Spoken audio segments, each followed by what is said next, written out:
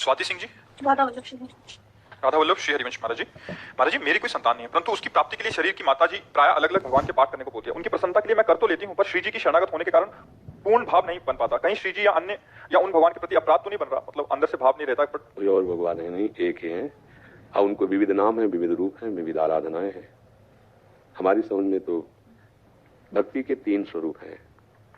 एक है वैधि, एक है गौड़ी और एक है अनुरागात्मिका। वैधि भक्ति में शास्त्र विधान के अनुसार भक्ति की जाती है। गौड़ी भक्ति में भगवान की किसी एक नाम रूप की प्रधानता, ऐश्वर्य महिमा, भगवान ऐसे, भगवान ऐसे। और अनुरागात्मिका भक्ति में मेरे लाडले, जैसे अपने वृंदावन की उपासना, बांके बिहारी लाल, राधा वल्लभ, यहाँ भगवान नहीं बोले, बांके बिहारी भगवान की जय ऐसा नहीं बोला, बांके बिहारी लाल की जय, राधा रमण लाल की जय, राधा वल्लभ लाल। इस अनुरागात्मिका भक्ति में फिर दूसरों न कोई, मेरे तो गिरधर गोपाल। इसमें सिद्धांत नहीं है कि हम किसी अन्य वासना या कामना की पूर्ति के लिए किसी और के आगे हाथ भी जोड़ दें। बने तो रघुबर ते बने, ये अनुरागात्मक, बने तो रघुबर ते बने, बिगड़े तो भरपूर, तुलसी औरन ते बने, ता बनिबे पे धूर। ये प्रेम लक्षणा भक्ति का।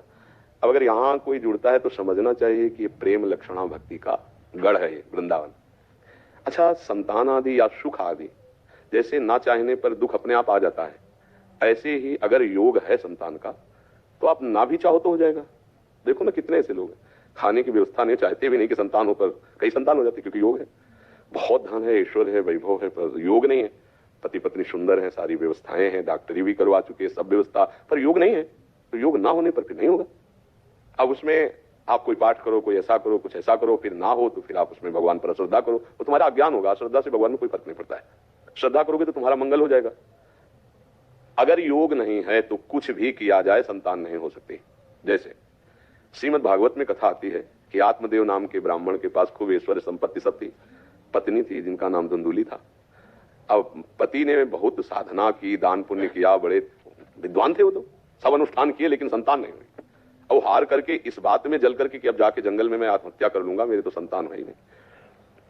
तो जंगल में गए तो देखा सन्यासी जी आ रहे थे, तो उनके चरणों में गिर पड़े, रोए बहुत कि भगवान मैं तो यहाँ शरीर छोड़ने आया था, क्यों चिंतित हो तुम? बोले संतान हमारे नहीं है। तो उनका मैं योग देख रहा हूं, तुम्हारे भाल में संतान की रेखा नहीं है।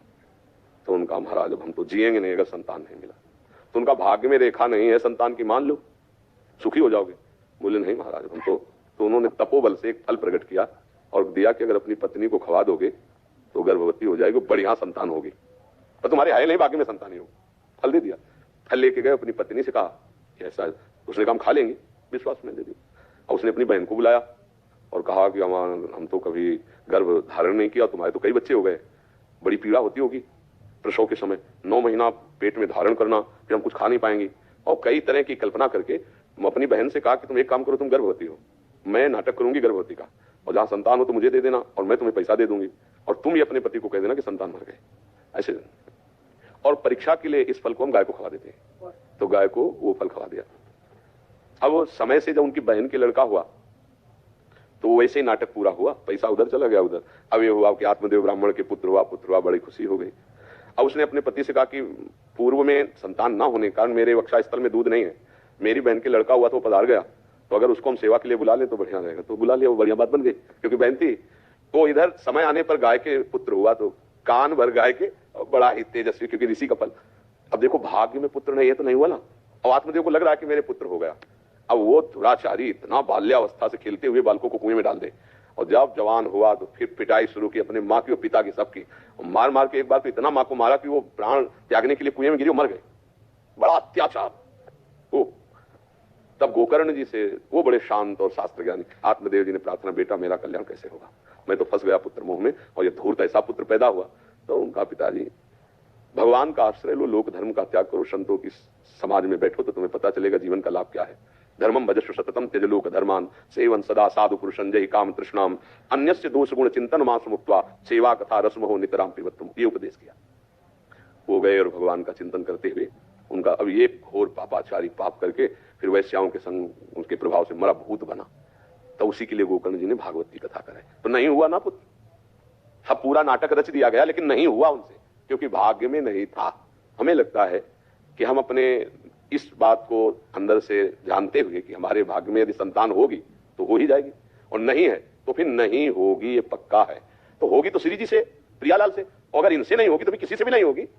इतना तो समझना है कि हमारे श्यामा श्याम से यदि नहीं हुआ तो है तो सब इन्हीं की विभूतियां हैं, तो सब इन्हीं के स्वरूप, फिर किससे होगा? इसलिए हम अपनी अनन्यता, अपनी भक्ति, अपने आराध्य ऐसा तो, और अगर अभी अनन्यता नहीं आई है, भक्ति गौड़ी है और आपका मन कहीं किसी देवता की आराधना करता है तो कोई पाप है नहीं, वहां भी समझ लीजिए कि ये भी भगवान की विभूतियां ही तो हैं। पर हमें लगता है यदि प्रभु श्री कृष्ण से, प्रियाजू से नहीं बना तो किससे बनने वाला है? सब तो इन्हीं के अंश हैं, इनसे नहीं बना तो किससे? देख लेना चाहिए, किसका प्रश्न है? हाँ, देख लेना चाहिए, विचार पूर्वक देख लेना चाहिए। हम इनसे कह देते हैं, हमारे भी आपने सब संतुष्टि कर दी थी महाराज जी, हमारी पत्नी के भी नहीं है जी, इनसे भी हम यही कह देते हैं जी, श्री जी को जब देना होगा तो दे देंगे, नहीं तो स्वयं आ जाएंगे। हमारे इसमें श्री जी की सेवा में कई ऐसे परिवार हैं जिनकी संतान नहीं हुई, आजीवन के लिए अब ब्रह्मचर्य लेकर खूब भजन साधन और प्रभु को अपना मान लिया, जीवन कृतार्थ हो गया। समझो, अगर हमारे पास संतान नहीं तो भगवान ने कर्तव्य से बचा दिया, प्रपंच के कर्तव्य। अब हम परम कर्तव्य में लग जाए, दोनों पति पत्नी, खूब नाम जप करें, खूब भजन करें, भजन करके भगवान को प्राप्त कर ले, सब कुछ हो गया। जिसको भगवत प्राप्ति हो जाती है वो सब ऋणों से मुक्त हो जाता है, देव ऋण, ऋषि ऋण, मातृ ऋण, पितृ ऋण, एकादश स्कंद में भगवान वर्णन करते हैं। हाँ, अगर कुछ उपाय आदि करने से तो गृहस्थी धर्म अच्छा है, लेकिन उपाय के बाद भी यदि सफलता नहीं तो राजी रहना सीखो कि भाई अब हमारे प्रारब्ध में नहीं है, अब नहीं है तो फिर क्या उपाय किया जा सकता है? तो उसको धैर्यपूर्वक सहना चाहिए, फिर अन्य उपाय नहीं करना चाहिए कि हम इधर से उधर से, फिर वो वही धुंधकारी वाली बात। हाँ, उसमें क्या होगा कि जैसे आपकी संतान है तो आपके अंश से पैदा है, आपका स्वभाव, माता पिता का रूप और स्वभाव जाता है पुत्र के ऊपर, पहचाना नहीं आता। तुम उनके लड़के हो क्या? बोले क्यों? बोले आकृति मिलती है और देखो डीएनए भी मिलता है, नहीं, और स्वभाव, आचरण, माता पिता का ढांचा पुत्र के ऊपर आता है ना, पुत्र या पुत्री संतान के ऊपर, उससे गुण भी आते हैं। अब वो कहां से प्रकट हुआ उसके क्या संस्कार हैं, उसके क्या गुण हैं, वो आएगा तो धुंधकारी जैसे बहन का लड़का है, आतंक मचा दिया, क्या क्या लीलाएं। तो हमें लगता है कि हमारे भाग में पुत्र सुख नहीं बदा है, तो नहीं बदा है। अगर जबरदस्ती करोगे तो हो सकता है कि फिर आपका जीवन क्लेशमय हो जाए, आनंद छूट जाए। इसलिए भगवान को अपना मान लो, जो मानो इनको थे, पुत्र मानो तो भी राजी है, पिता मानो तो भी राजी है, भगवान तो बहुत करुणा में है, इन्हीं को अपना मान के फिर भजन करे, क्योंकि जब प्रारब्ध में नहीं है तो फिर भजन करे, भजन से भगवत प्राप्त। और देखो जिनके पुत्र हैं उनके लिए विमाने थोड़ी आ रहे हैं भाई लड़का है तो विमाने गली में रोते घूम रहे कि हमारे लड़के ने सब कुछ लिखवा लिया, घर के बाहर कर दिया आपको।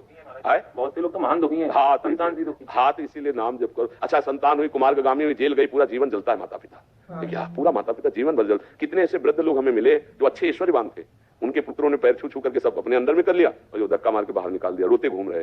तो जरूरी नहीं कि पुत्र प्रकट होगा तो सुख ही देगा, और अगर विधान में सुख है, पुत्र सुख है, तो बिना प्रयास के हो रहे हैं। रोकना चाहे तो नहीं रुकेंगे, अगर 4 संतान 5 जो भी होना हो जाएगा। देखो ना गांव में, देखो ना, खाने को नहीं 4-4 लड़के हैं, तो हमें लगता है भगवान के आश्रित रहे और जैसे प्रभु हमें रखे हमें राजी रहना चाहिए। इधर उधर ज्यादा परेशान नहीं होना चाहिए, नहीं उसमें धोखा भी हो सकता है, जीवन अशांत भी हो सकता है।